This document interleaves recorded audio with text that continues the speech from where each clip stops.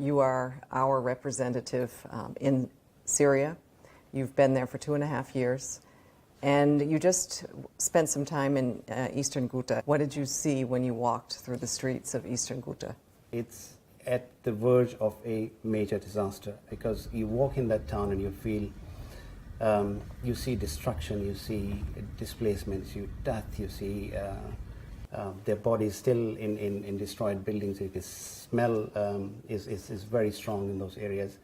There are people who are living in overcrowded basements, people coming out of those basements when we were there. Hard to describe them. It is, there's pale skins, you could see rashes on their skins, you could see that they're stunted. The kids who would tell me their age 12, 13, 14 look like 6, 7, 8 years of age. They literally look very small.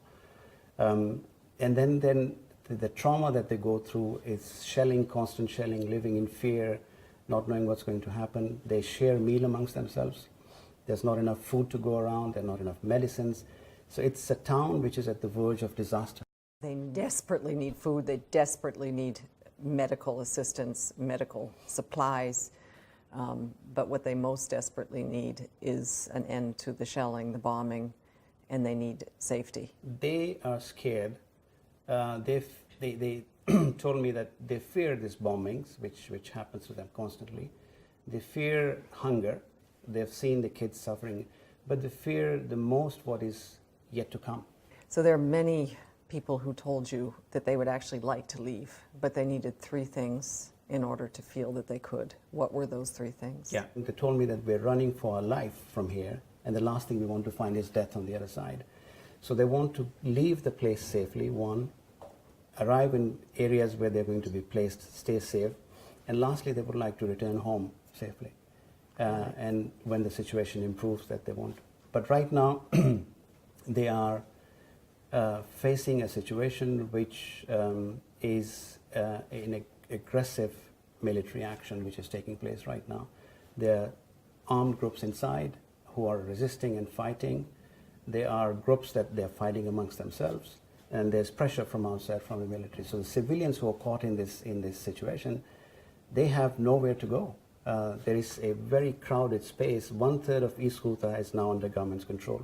So the population is now in a very small location, highly congested urban areas. 400,000 people. 400,000, 393,000. And this is cramped in small, these are urban areas where they are cramped. So they are not sure what's waiting for them beyond this military operation. It must be terrifying for people. I've never seen so scared faces in my life that I've seen there. We have to find words to describe what that means, what that fear is. You can see it in their eyes, you can see in their expressions, they see it in their talk, but they're also desperate someone to come out and help them out. You walked through the town, you saw terrible destruction. One of the buildings you stopped at, you asked a question to a man who was standing outside. What did you ask? I was walking around with a doctor near Sark cleaning, and there was very strong smell. And the doctor suggested we do not go further on that. And I asked, I said, this smell is very strong. He said, there's a bodies still in that rubble. And I stood there for a while and looked at that building. It was a 5-story building, totally collapsed. And I asked how many people are buried in there, and then there was a gentleman who said there are 3 bodies in there. And then I heard someone behind me said, no, they're not 3, they're 4. And I looked back, and there was a gentleman who explained his wife, his daughter, his son-in-law, and his brother were buried in there. And then he explained how much he went through, the pain and everything else, that he put this building up. And it collapsed right in front of him. He was in there, he survived, but now he's waiting for the bodies to be recovered. And he still said, Alhamdulillah, which is a term which is keeping their commitment, keeping themselves strong. And I admired him, what he said. Each family has a story, each mother has a story to tell. It's painful. And they're mostly women and children there. It's amazing to see. It was mostly women and children in that neighborhood that I walked around. I was told by the town council that majority of the families are now managed by women, grandmothers, mothers, sisters, regardless of age or whatever, and they are the ones who are now managing this difficult situation. I can't even imagine how they do it, but they're managing their families now. You were in this humanitarian convoy that managed to deliver some of the goods that were in the back of the trucks, but you were very frustrated because you couldn't offload all of the food and the supplies. It was frustrating, not that we could not deliver it. We were frustrating that we brought food after so much of work and planning and what we call deconfliction, telling all parties to the crisis to stop bombing. And when we get there with the trucks in, and people know that there's some food in there, and then in the end we are not able to offload those trucks because shelling was going on, bombs fell 600 meters from where we were. And that's when we got frustrated that we went in with all these efforts. There were people who were hungry. We saw them there, and we were not able to deliver aid. But we're determined. We will go back, and we'll go back again. There's planning going on right now. In the next couple of days, we are hoping that we'll go back and go back with more aid. But this is not the determination of humanitarians that is going to bring aid in.